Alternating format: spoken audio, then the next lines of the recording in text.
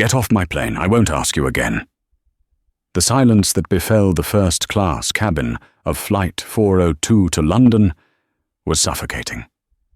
Captain Richard Stirling didn't just break protocol, he shattered a woman's dignity in front of 200 people, convinced that the black woman sitting in seat 1A was a fraud.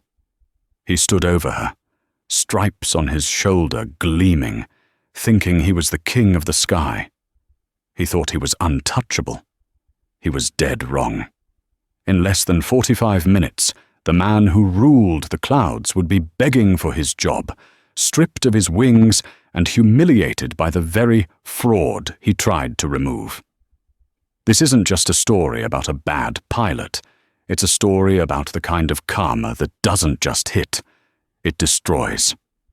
Captain Richard Stirling adjusted his tie in the reflection of the terminal window, admiring the sharp jawline that had grayed just enough to give him an air of seasoned authority. At 54, Stirling wasn't just a pilot for Horizon Apex Airlines. In his mind, he was the airline. He had flown everything from Cessnas to the massive Boeing 777-300ER sitting at the gate today. He demanded perfection, absolute obedience from his crew, and an exclusivity in his cabin that bordered on obsession. To Stirling, first class wasn't just a seating assignment. It was a sanctuary for the elite. He despised the way the airline had started offering upgrades to common tourists using credit card points. He believed the front of the plane belonged to captains of industry, politicians, and old money. People who looked like him. People who acted like him. "Weather looks choppy over the Atlantic, Captain," his first officer, Darian Hensley, said, looking up from the flight plan on his iPad. Darian was 30, competent, but timid. He knew Stirling's reputation. You didn't correct Stirling, and you certainly didn't annoy him before coffee. "I'll handle the Atlantic, Darian. You just worry about the radio," Stirling snapped, grabbing his cap. "I'm going to do a cabin walk. The gate agents have been letting all sorts of riffraff slip through lately. I want to make sure the cabin is up to standard before we push back." Stirling marched down the jet bridge, the heavy humidity of a rainy New York afternoon clinging to the air. He entered the aircraft, nodding curtly to Sarah, the lead flight attendant. Sarah was young, only 2 years into the job, and terrified of Stirling. He had written her up 3 months ago for wearing a shade of lipstick he deemed distracting. "Boarding is nearly complete, Captain," Sarah said, forcing a smile. "First class is fully booked." "Is it now?" Stirling muttered, his eyes scanning the plush leather seats. He saw the usual suspects. In 2A, a tech CEO in a hoodie, typing furiously. In 3F, an elderly oil tycoon he recognized from previous flights. But then his eyes stopped at 1A.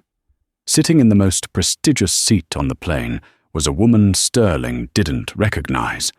She was a black woman, perhaps in her late 30s, dressed in a sharp, tailored navy blazer and dark slacks. She had an iPad propped up on the tray table and was reviewing complex schematics, her stylus moving rhythmically across the screen. Her hair was styled in neat, professional locks, and she wore gold-rimmed glasses that caught the light. She didn't look like a celebrity. She didn't look like a senator's wife. To Stirling's prejudiced eye, she looked like someone who had gotten lost on her way to economy comfort. Stirling felt that familiar prickle of irritation. He hated when gate agents made mistakes. It disrupted his schedule. He walked over, his boots heavy on the carpet, and stopped directly beside seat 1A. He loomed there for a moment, waiting for her to acknowledge him. She didn't. She continued working, engrossed in the digital blueprints in front of her. "Excuse me," Stirling said, his voice dropping an octave to that command tone he used on unruly passengers. The woman paused. She looked up, removing her glasses. Her eyes were calm, dark, and intelligent. "Yes, Captain?" "I think you're in the wrong seat," Sterling said, skipping the pleasantries. "Economy boarding is through the second aisle, past the galley." The woman blinked, a faint, confused smile touching her lips. "I'm aware of where economy is, Captain. However, I'm seated here." 1A. "Let me see your boarding pass," Sterling demanded, holding out his hand. He didn't ask. He ordered. The woman's smile faded slightly, replaced by a look of weary patience. She tapped her phone screen and held it up. "Dr. Naomi Clark, seat 1A, JFK to LHR." Sterling glanced at the screen. It looked legitimate, but his mind rejected the data. Dr. Naomi Clark, probably a doctorate in art history or something equally useless, he thought. Or maybe the system had glitched. Horizon Apex's booking algorithm had been acting up all week. There was no way this woman paid $12,000 for a last-minute ticket. "Digital passes can be easily forged," Sterling scoffed, waving a hand dismissively. "I need to see the paper ticket issued at the counter. Or your ID." "I used the app, Captain. I didn't go to the counter. And I've already been cleared by TSA and the gate agent," Naomi said, her voice steady but firm. "Is there a problem?" "The problem," Sterling leaned in, lowering his voice so only she could hear, "is that we have a very strict manifest for this flight. High-value clients. I don't recall seeing a Clark on the VIP list this morning." "I was a late addition," Naomi replied. "Now, if you don't mind, I have work to review before takeoff." She went to put her glasses back on. That dismissal, that refusal to be intimidated, snapped something in Sterling. He wasn't just a pilot, he was the authority. He reached out and placed his hand over her iPad screen, blocking her view. The cabin went silent. The tech CEO in 2A stopped typing. Sarah, the flight attendant, gasped audibly from the galley. "I don't think you hear me," Sterling hissed. "I don't care what app you have. I know how the system works. People buy cheap economy tickets and try to sneak up front while the crew is busy. I've seen it a dozen times. Now grab your bag and move back to row 45 where you belong, or I'll have you escorted off the plane entirely." Naomi Clark looked at the heavy, calloused hand covering her work. Then she looked up at Sterling. The warmth was completely gone from her eyes. "Remove your hand from my personal property," she said. It wasn't a shout, but the authority in her voice was sharper than Sterling's stripes. "And check your manifest again, carefully." "I don't need to check anything." Sterling straightened up, his face reddening. "Sarah, get security on the line.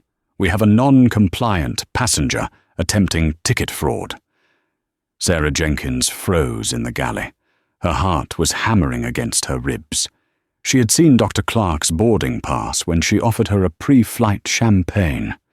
The system had flagged Dr. Clark as a Priority Global Services member, the highest possible tier, usually reserved for board members or individuals who flew more than 200,000 miles a year. "Captain," Sarah whispered, stepping forward tentatively. "I checked her pass earlier. The system says she's—" "I don't care what the glitchy iPad says, Sarah," Sterling barked, spinning around to face his subordinate. "Look at her. Does she look like she bought a full-fare first-class ticket on a Tuesday afternoon?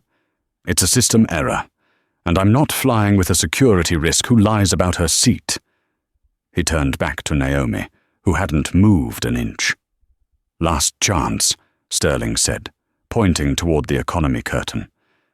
Naomi slowly closed her iPad cover. She stood up. She was tall, nearly eye-level with Sterling in her heels. She smoothed her blazer. "You are making a mistake, Captain Sterling," she said clearly. "A career-ending mistake." "Is that a threat?" Sterling laughed, a harsh, incredulous sound. "You're threatening the captain of the vessel. That's a federal offense, lady. You just upgraded yourself from move to economy to arrested." He grabbed his radio. Ops, this is Captain Sterling on Flight 402. I need airport police to the gate immediately. I have a passenger refusing captain's orders and making verbal threats. The atmosphere in the cabin shifted from awkward to hostile. The other passengers began to murmur. Hey, the tech CEO in 2A spoke up. She wasn't threatening you. She just said you were making a mistake. And honestly, man, you're being incredibly aggressive. Sterling whipped his head around. Stay out of this, sir, unless you want to deplane too. This is a matter of aviation safety. Safety? Naomi asked, raising an eyebrow. My presence in this seat endangers the flight? Dishonesty endangers the flight, Sterling retorted. If you lie about a seat, what else are you lying about? Luggage? Weapons? At that moment, Darian Hensley, the first officer, poked his head out of the cockpit. He looked pale. He had been listening to the exchange and had decided to check the detailed manifest on the flight computer, the internal one that showed more than just names. Captain, Darian said urgently, stepping into the cabin. Captain, can I talk to you for a second? In the cockpit. Not now, Darian. I'm waiting for the police. Sterling waved him off. Rick, seriously, Darian pressed, using the captain's first name, which was strictly forbidden. You need to look at who she is. The code next to her name is... I don't care about the code, Sterling shouted, losing his composure completely. The stress of his divorce, the recent union negotiations, and his inherent bias all boiled over into this one moment. He needed to win. He needed to be right. I am the captain. I decide who flies. Two heavy-set Port Authority police officers walked onto the plane, their radios crackling. What seems to be the problem, Captain? The lead officer asked. This woman, Sterling pointed a finger directly at Naomi's face, is refusing a direct order to vacate a seat she did not pay for. She is disrupting the pre-flight sequence and has threatened me. I want her removed. The officer looked at Naomi. He saw a calm, well-dressed woman standing with her hands clasped. He looked back at the red-faced shouting pilot. Ma'am? The officer asked politely. Is this true? I have a valid ticket, officer, Naomi said, her voice cool as ice water. Captain Sterling refused to inspect it properly. He assumed, based on my appearance, that I could not possibly afford this seat. He then accused me of fraud and deemed me a security risk. It's not about appearance, Sterling lied, though sweat was beading on his forehead. It's about protocol. Ma'am, to keep the peace, maybe we can sort this out at the podium, the officer suggested, trying to be diplomatic. No. A deep voice rumbled from the back of the first-class cabin. Everyone turned. In seat 4F, a man who had been asleep, or pretending to be, was now sitting up. He was an older gentleman with silver hair, wearing a slightly rumpled linen suit. He had been watching the entire interaction over the top of a newspaper. She isn't going anywhere, the man said. He stood up. He wasn't tall, but he carried a gravity that sucked the air out of the room. And neither is this plane, apparently. Sit down, sir, Sterling snapped. This doesn't concern you. Oh, it concerns me very much, Richard, the man said, using Sterling's full first name. Sterling squinted. He didn't recognize the passenger. And who are you? Sterling demanded. The man walked slowly up the aisle. He didn't look at the police. He looked directly at Naomi and gave her a respectful nod. Then he turned to Sterling. My name is Elias Prentice, the man said softly. Sterling froze. The blood drained from his face so fast it left him dizzy. Elias Prentice. The name was legendary. He wasn't just a board member. Elias Prentice was the chief operating officer of Horizon Apex Airlines. He was the man who signed the checks. He was the man who signed the firing orders. He rarely flew commercial, and when he did, he usually flew private or incognito to audit the crews. Mr. Prentice, Sterling stammered, his posture collapsing. I didn't know you were on board. I was handling a security anomaly. You weren't handling a security anomaly, Prentice said, his voice deadly calm. You were harassing a guest, and not just any guest. Prentice gestured to Naomi. Captain Sterling, have you actually looked at the flight parameters for today? Do you know why we are flying a Boeing 777-300ER to London for maintenance instead of a standard passenger rotation? It's a scheduled check, Sterling mumbled. It's a scheduled check because of a recurring hydraulic vibration in the landing gear assembly that our mechanics can't isolate, Prentice said. A vibration that could be catastrophic if not fixed. Prentice turned to Naomi. Officers, you can stand down. This woman is Dr. Naomi Clark. She is the lead aerospace engineer for Boeing's safety division. I personally hired her to fly with us today to diagnose the vibration in mid-air. She isn't just a passenger, Captain Sterling. Prentice leaned in close to Sterling's face. She is the only reason this plane is allowed to take off today. She is technically your boss for the duration of this flight. The silence in the cabin was heavy, heavier than the jet fuel laden in the wings. Captain Richard Sterling stood frozen, his mouth slightly agape, looking from the furious eyes of his COO, Elias Prentice, to the calm, impenetrable face of Dr. Naomi Clark. The police officers looked at each other, sensing the shift in the wind. The lead officer cleared his throat, breaking the tension. So, I take it there's no arrest to be made here, Mr. Prentice, the officer asked, hooking his thumb in his belt. No, officers. Thank you for your time, Prentice said, his eyes never leaving Sterling. Our captain made a grievous error in judgment, one that we will be discussing in detail once we are on the ground in London. The officers nodded and shuffled off the plane, casting one last confused look at Sterling, who now looked less like a king and more like a schoolboy caught cheating on a test.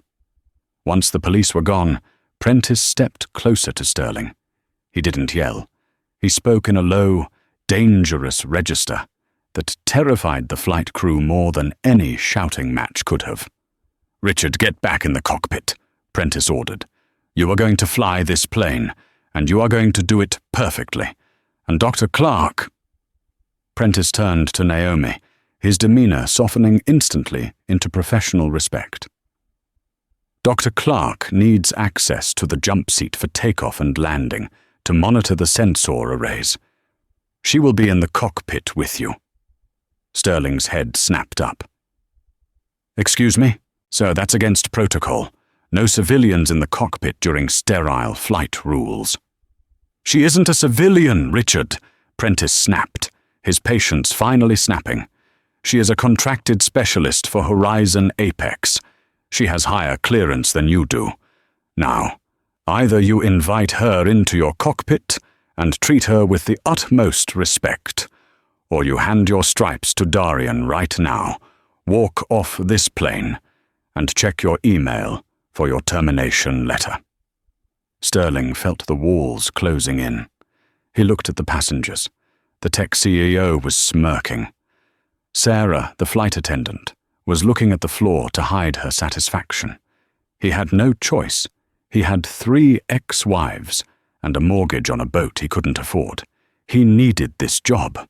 Fine, Sterling spat out, the word tasting like bile. He turned to Naomi, unable to look her in the eye. Follow me. He turned on his heel and marched toward the cockpit, not waiting to see if she followed. Naomi picked up her bag. She didn't gloat. She didn't smirk at the passengers who were now looking at her with awe. She simply nodded to Elias Prentice. Thank you, Mr. Prentice. I'll have the preliminary data for you within the hour. Thank you, Doctor. I'm truly sorry, Prentice replied. Naomi walked past the galley and entered the cockpit.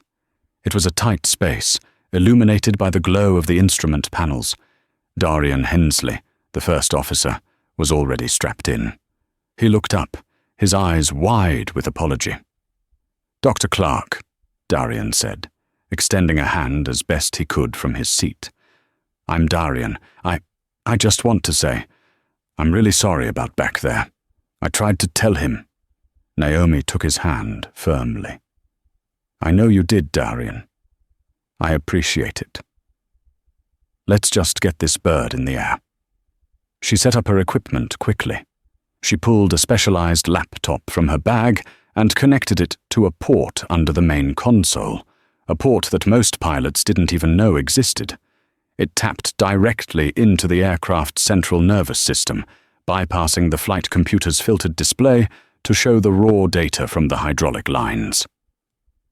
Sterling sat in the captain's seat, aggressively flipping switches and punching coordinates into the flight management system. He was trying to reclaim his domain. He put on his headset, pointedly ignoring the woman sitting 3 feet behind him. "Pre-flight check," Sterling barked at Darian. "Flaps? Set 15. Trim? Set. APU? Running." Sterling worked with a furious speed, trying to prove his competence. "I am the best pilot in this fleet," he told himself. "She's just some affirmative action hire engineer who thinks she knows flying because she can read a blueprint. I'll show her what real flying is." "Gate services, we are ready for pushback," Sterling radioed, his voice tight. As the massive engine spooled up, whining into a high-pitched roar, Naomi watched the lines of code scrolling on her screen. She wasn't looking at the scenery. She was looking at the pressure variance in the hydraulic line leading to the elevator actuators. 0.4% variance, she noted mentally. Within limits, but high for a plane sitting still. "Horizon 402, you are cleared for takeoff. Runway 31L, the tower crackled. "Cleared for takeoff, Horizon 402, Sterling replied. He shoved the throttles forward. The G-force pressed them back into their seats. The runway lights blurred into streaks of white. Sterling rotated the yoke, and the heavy aircraft lifted off the ground, climbing steeply into the grey overcast sky over New York. For a moment, the grace of flight took over. The noise settled into a steady hum. They broke through the clouds into the blinding sunlight of the upper atmosphere. Sterling engaged the autopilot and finally turned around to look at Naomi. He had a smug grin on his face. "Smooth enough for you, Doctor?" he asked, dripping with sarcasm. "Or did you detect a vibration that messed up your little computer game?" Naomi didn't look up from her screen. Her fingers were flying across the keyboard. "The takeoff was within standard parameters, Captain," she said neutrally. "However, your rudder input was a little heavy at 140 knots. You compensated for a crosswind that wasn't there." Sterling's face went purple. Darian let out a small, choked cough to hide a laugh. "I felt the wind," Sterling lied. "You can't feel the plane through a laptop. That's the problem with you engineers. No instinct, just numbers." "Numbers don't lie, Captain," Naomi said, finally looking him in the eye. "People do. And right now, the numbers are telling me that the vibration Mr. Prentice is worried about isn't in the landing gear. It's in the vertical stabilizer." "The tail?" Sterling scoffed. "The tail is fine. The controls are responsive. Don't invent problems just to justify your paycheck." "I'm not inventing anything. There is a harmonic resonance building in the hydraulic fluid. It's faint, but it's there. If we hit turbulence, that pressure is going to spike." "We're at cruising altitude," Sterling dismissed her, turning back to the window. "Smooth sailing all the way to London. Just sit there and be quiet until we land." He had no idea that he had just tempted fate in the worst possible way. 2 hours into the flight, the atmosphere in the cockpit was toxic. Sterling had spent the last 100 minutes making snide comments about diversity hires and complaining about the state of the airline industry to Darian, intentionally loud enough for Naomi to hear. Naomi ignored him. She was watching a red line on her graph, slowly inching upward. The harmonic resonance wasn't stabilizing, it was amplifying. "Captain," Naomi spoke up, her voice urgent. "I'm seeing a pressure spike in the center hydraulic system. We need to descend to a lower altitude to reduce the stress on the airframe." Sterling ripped off his headset. "Are you flying this plane?" "No, I am. All my gauges are green. See?" He tapped the glass display of the Icarus, engine indication and crew alerting system. "Green, green, green, everything is normal." "The sensor I'm reading is downstream from the cockpit gauges," Naomi explained, trying to keep her cool. "Your gauges are averaging the data. My sensor is reading the raw input. The valve is fluttering. If it sticks, you lose the rudder." "I'm not descending," Sterling said stubbornly. "We have a tailwind up here. I'm making up time. If I drop to 28,000 feet, we burn more fuel and arrive late. I'm not explaining a delay to Prentice because you got nervous." "Rick," Darian said, looking at Naomi's screen. "Maybe we should listen. She designed the system." "Shut up, Darian," Sterling snapped. Suddenly the plane jolted. It wasn't the rhythmic bump of normal turbulence. It was a sharp, lateral kick, like the tail had been shoved sideways by a giant hand. The coffee in Sterling's cup splashed onto the console. "What was that?" Darian asked, grabbing the yoke. "Just clear air turbulence," Sterling said, though his voice wavered. "Autopilot is compensating." Bam! A second jolt, much harder this time. The nose of the plane yawed viciously to the right. The autopilot disconnected with a screaming wail. "Cavalry charge alarm!" "Autopilot disengaged," Darian yelled. "Yaw damper failure." Sterling grabbed the controls. "I have control!" He tried to correct the yaw with the rudder pedals, but they felt mushy. He stomped on the left pedal to straighten the nose, but the plane barely responded. They were drifting sideways at 500 miles per hour, putting immense aerodynamic stress on the wings. "We're losing heading," Sterling shouted, sweat instantly popping out on his forehead. "Why isn't it responding?" "The actuator is jammed." Naomi unbuckled her belt and leaned forward, grabbing the back of the center console to steady herself against the violent shaking of the cockpit. "Captain, stop fighting the rudder. You're forcing fluid into a blocked line. You're going to blow the seal." "I need to straighten the plane," Sterling roared, panic setting in. He slammed his foot on the pedal again. Pop! A sound like a gunshot rang out through the floorboards. Instantly, the hydraulic system C pressure low light flashed red on the dashboard. "We lost System C," Darian screamed. "Hydraulic fluid is gone." "I told you," Naomi yelled, her professional mask slipping just enough to show her anger. "You blew the seal. Now you have no rudder control and limited elevator authority." The plane began to bank dangerously. The loss of hydraulic pressure meant the heavy flight control surfaces were now flapping in the wind, unresponsive. The nose dipped, and the massive Boeing 787 began to descend in a spiral. In the cabin, screams erupted. The passengers were pinned to their seats by the G-forces.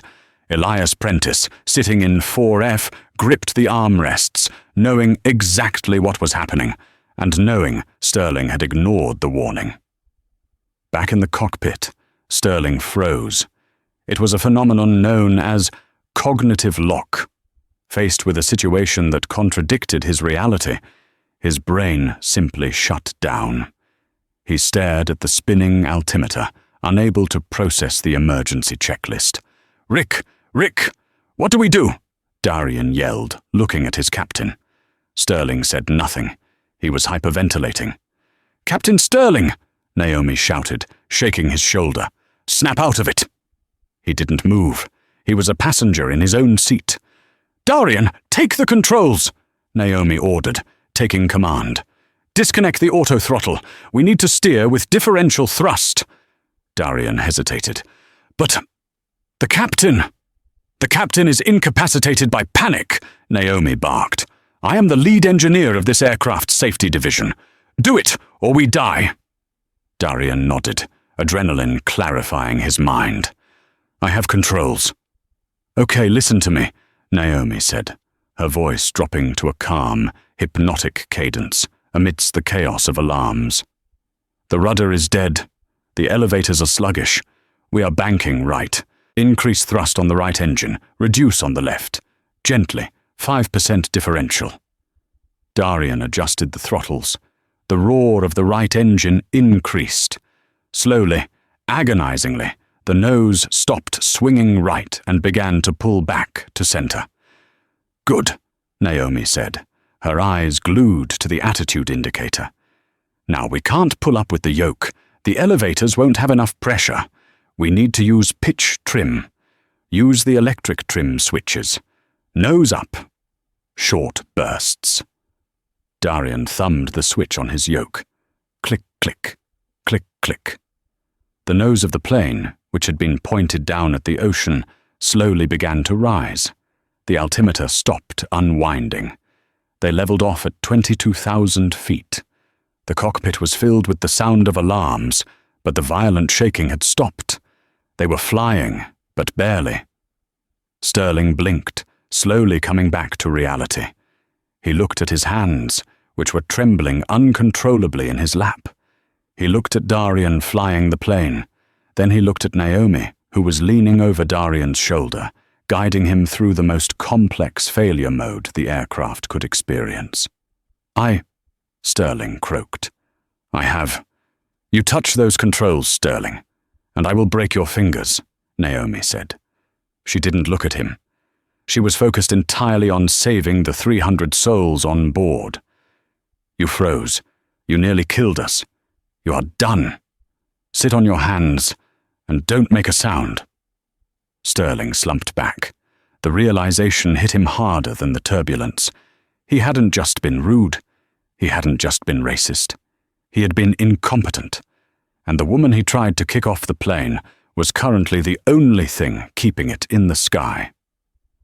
Darian, Naomi said, we can't cross the Atlantic like this. We need to divert. Boston is behind us, but Halifax is closer.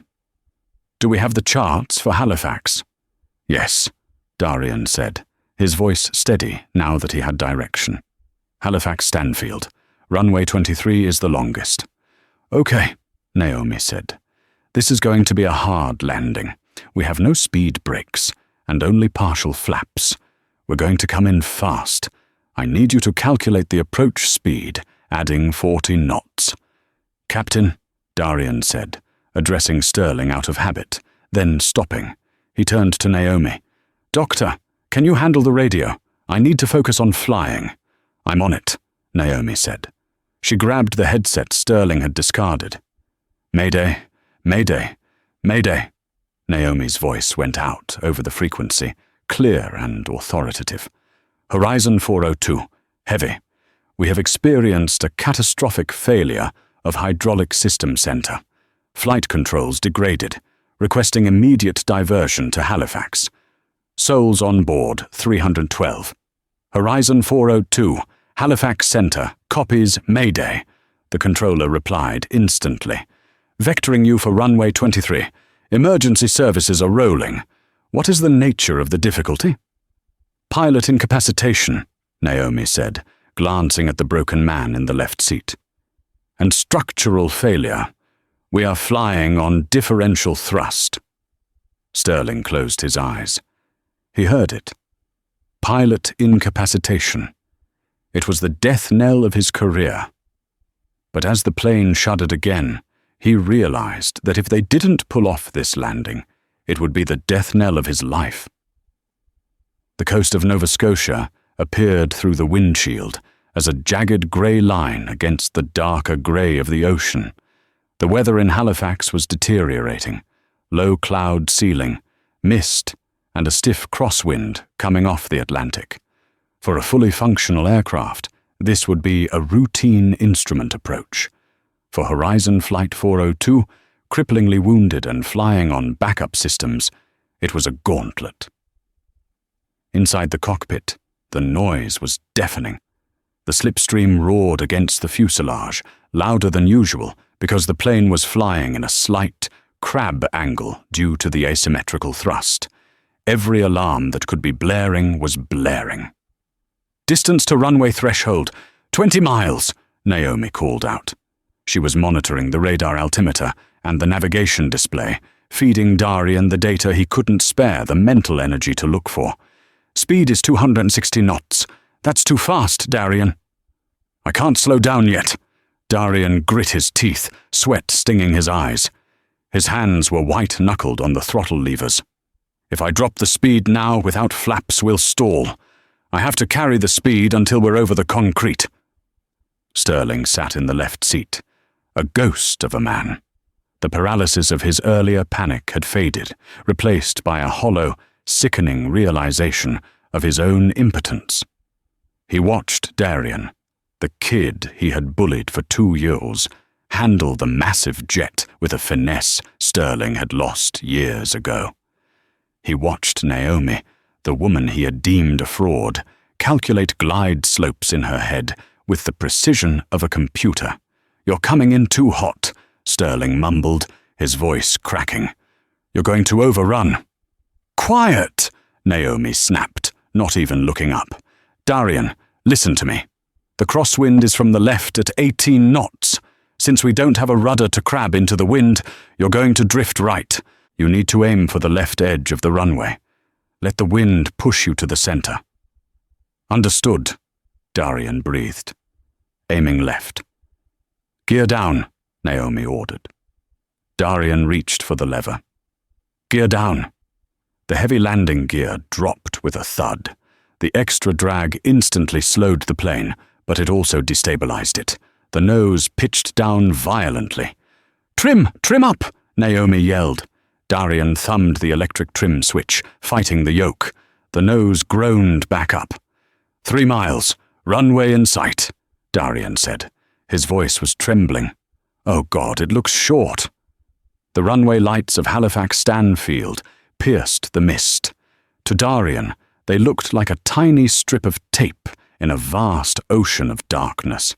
"You have this, Darian," Naomi said, her voice softening. She reached out and squeezed his shoulder. "Focus on the numbers. Speed 210. Descent rate 800. You are right on the glide slope."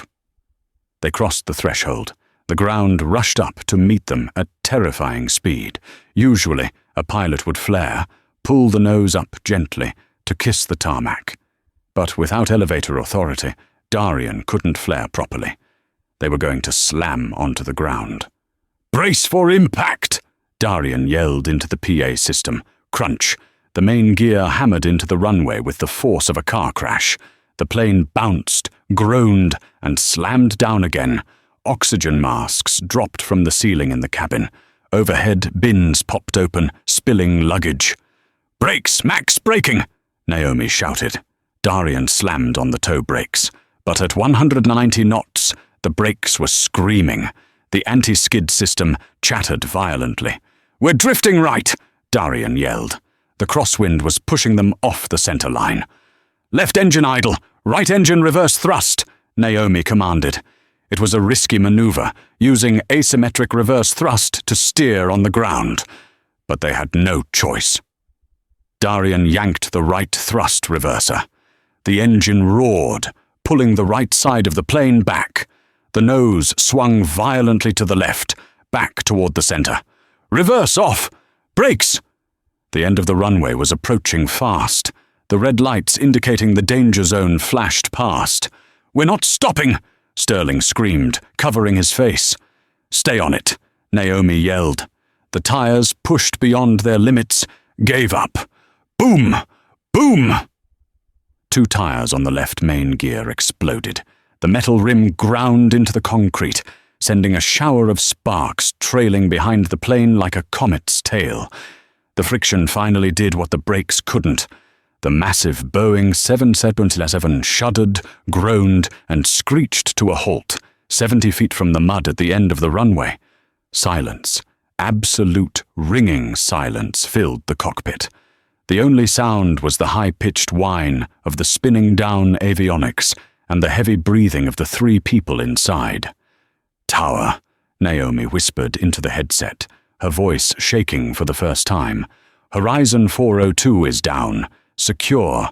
Requesting fire crews for hot breaks." "Copy 402. The tower controller's voice was filled with awe. "Fire trucks are already rolling. Incredible job, Horizon." Darian slumped forward over the yoke, sobbing with relief. Naomi sat back, closing her eyes, letting the adrenaline crash over her. And Sterling? Sterling stared out the window at the fire trucks racing toward them. He saw the reflection of his own face in the glass. He looked old. He looked small. He knew, with absolute certainty, that he had just flown his last flight. The evacuation was orderly, though chaotic. Firefighters sprayed foam on the smoking landing gear as passengers slid down the emergency chutes. There were minor injuries, bruises, whiplash, a broken wrist, but everyone was alive. Inside the terminal at Halifax, the scene was a frenzy of activity. Canadian authorities, paramedics, and airline representatives were swarming. The passengers were huddled in a holding area, wrapped in blankets, clutching coffees, buzzing with the manic energy of survivors. Elias Prentice, the COO, refused medical attention. He stood by the glass doors of the jet bridge, waiting. He wasn't acting like a passenger anymore. He was the executive in charge. His suit was rumpled, his hair messy, but his eyes were flint. Finally, the flight crew emerged from the customs hall. First came the flight attendants, looking shaken but relieved. Then Darian Hensley, walking with a slight limp from the strain of pressing the pedals, looking exhausted. Then came Captain Richard Sterling. He walked with his head down, his cap in his hand. He looked like a man marching to the gallows. And finally, Dr. Naomi Clark.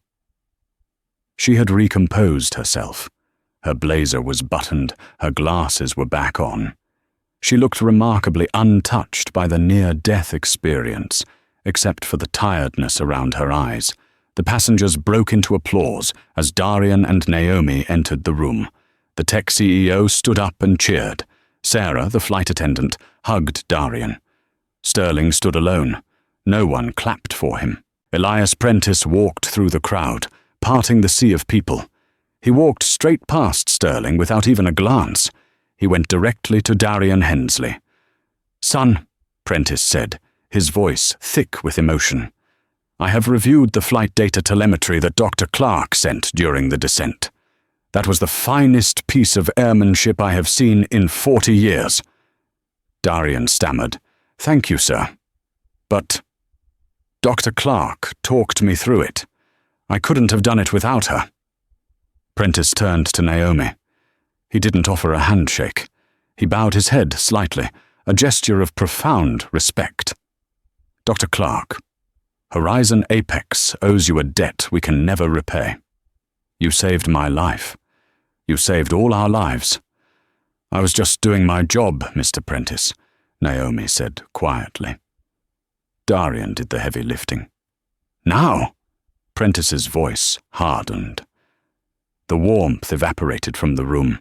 He turned slowly to face Richard Sterling. Sterling flinched as Prentice's gaze landed on him. The room went quiet. The passengers, sensing the shift, stopped their chatter.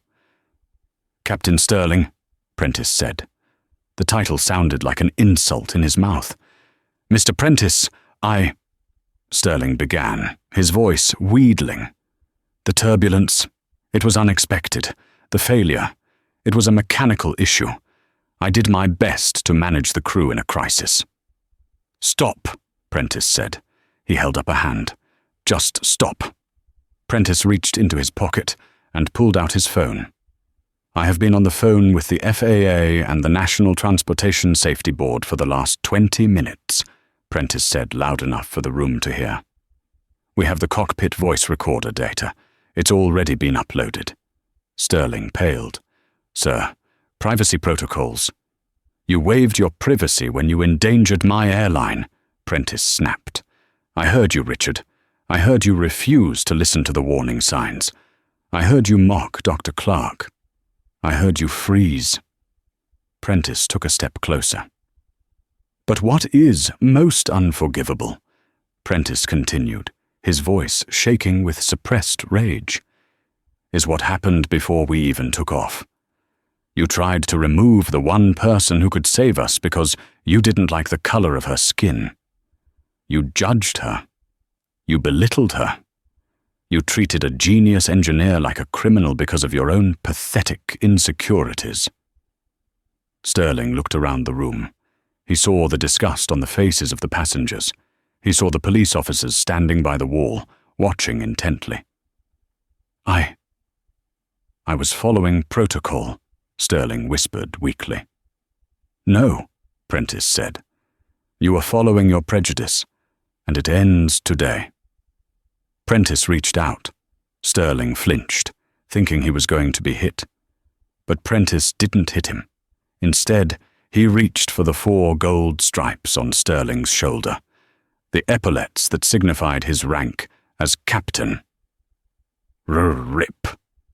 The sound of the Velcro tearing was shockingly loud in the quiet terminal. Prentice ripped the epaulet off the left shoulder, then the right. He held the stripes up. "You are relieved of command, Mr. Sterling. Permanently. You are fired for cause, effective immediately. You will not fly for Horizon Apex. You will not fly for anyone. I will personally ensure that your license is revoked for gross negligence and moral turpitude." Sterling stood there, his shoulders bare, his uniform suddenly looking like a cheap costume. He was stripped. "Officers." Prentice nodded to the Canadian Mounties, standing by the exit. "Please escort Mr. Sterling out of the terminal. He is no longer crew. He is a trespasser." As the officers moved in to grab Sterling's arms, the former captain looked at Naomi. He looked for pity. He found none. "Dr. Clark," Sterling pleaded, desperation in his voice. Tell him I tried. I landed the plane." Naomi looked at him. She adjusted her glasses. "You were a passenger in that cockpit, Richard," she said comfortably. "Darian landed the plane. You just took up space."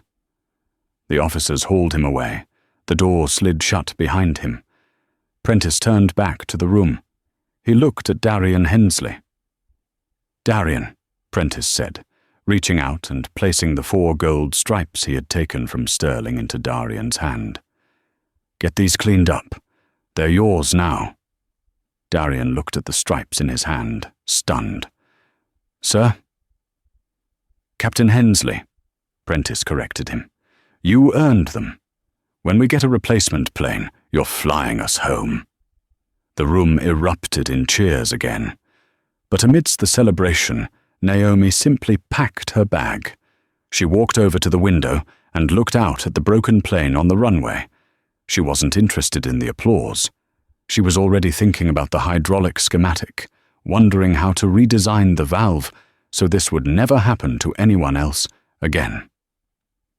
6 months had passed since the incident on Horizon Apex Flight 402. The story had made the rounds in the aviation industry, whispered in crew lounges from Dubai to Denver, but the full details were kept relatively quiet pending the official investigation. That silence ended today. In a sterile hearing room in Washington, D.C., the National Transportation Safety Board, NTSB, released its final report.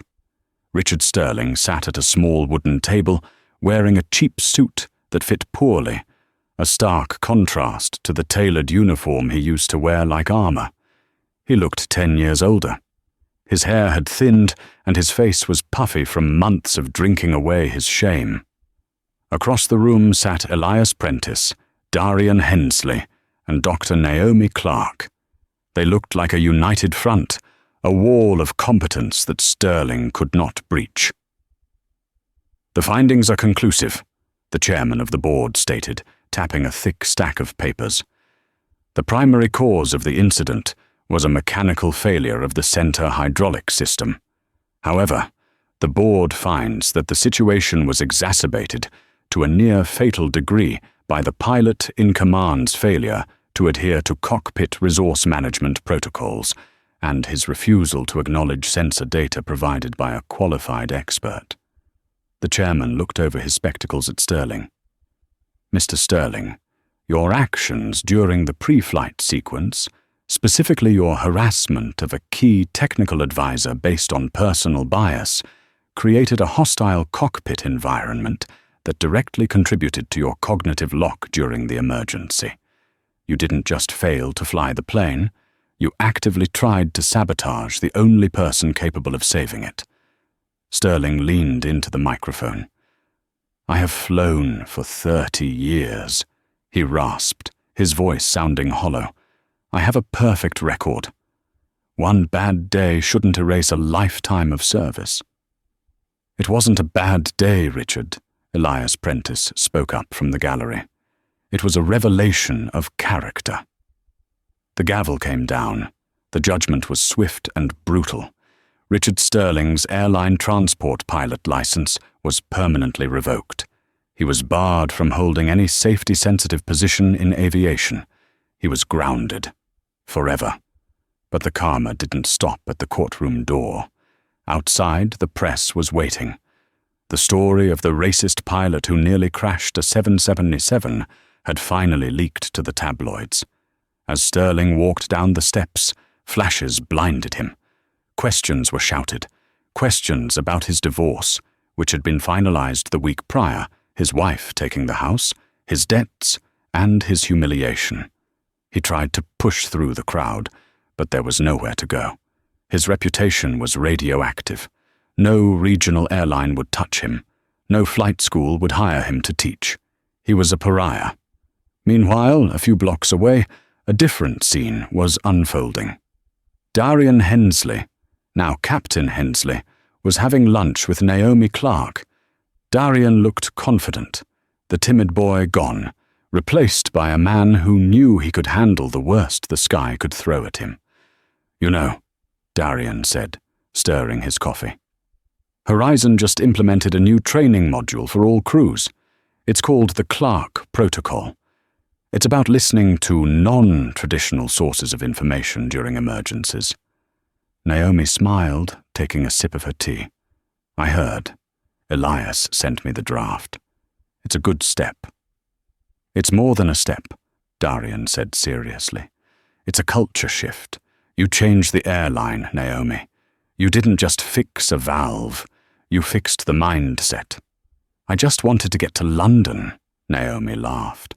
The final twist of the knife for Sterling came 2 weeks later. He needed a job. Any job. The alimony payments were due, and his savings were gone. He applied to a logistics company near JFK Airport. He figured if he couldn't fly the cargo, maybe he could manage the warehouse. The hiring manager, a young black woman named Jessica, looked at his resume. She looked at the name.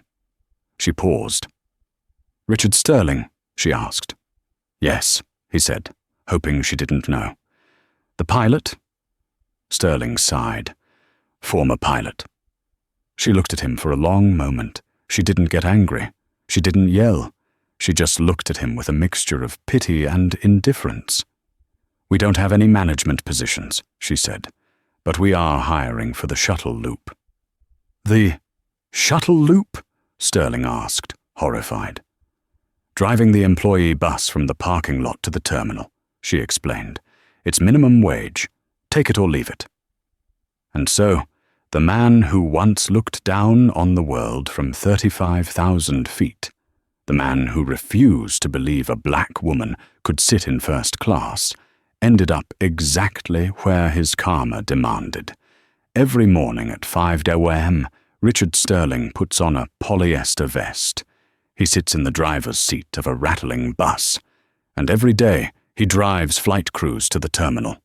He watches young, diverse captains and engineers, people like Darian, people like Naomi, walk past him, dragging their flight bags, heading to the jets that he is no longer allowed to touch. They don't even notice him. He is just the driver. And as he watches the planes take off, soaring into the clouds he used to rule, he finally understands the lesson he refused to learn. Gravity doesn't care who you are. But karma always checks the manifest. That is the story of Captain Sterling and the mistake that cost him everything. It's a powerful reminder that prejudice isn't just morally wrong, it's actually dangerous. When we let our biases blind us to the talents and value of the people around us, we don't just hurt them, we sabotage ourselves. Sterling thought he was protecting his plane, but he was actually dooming it. It took the person he respected the least to save the life he valued the most. What do you think? Do you think the punishment fit the crime, or did Sterling deserve a second chance? Let me know in the comments below. I read every single one. If you enjoyed this story of justice served, please hit that like button. It really helps the channel grow. And don't forget to subscribe and ring the notification bell so you never miss a story about karma hitting back. Thanks for watching, and fly safe.